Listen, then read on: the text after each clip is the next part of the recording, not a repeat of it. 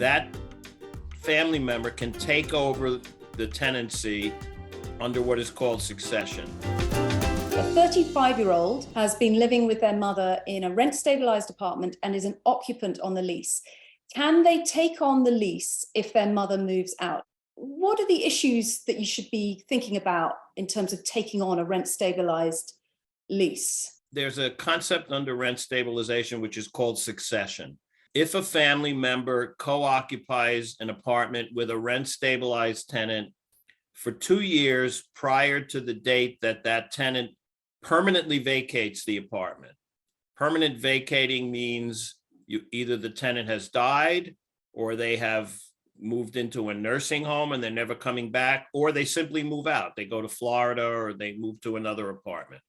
If a family member has been co-occupying the apartment for that 2-year period, and the apartment was the primary residence of both the tenant and the family member, that family member can take over the tenancy under what is called succession.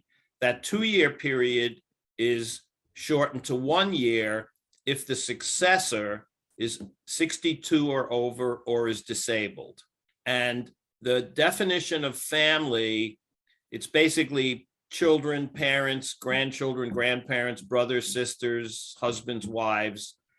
Aunts and uncles and nieces and nephews were eliminated in 1997.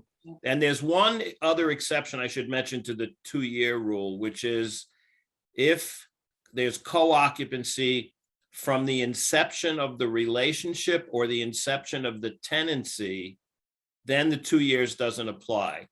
So in other words, if a husband and wife move in, get married, and the husband, say, moves into the apartment and the wife dies a year later, he would still have succession rights because he lived there from the inception of the relationship.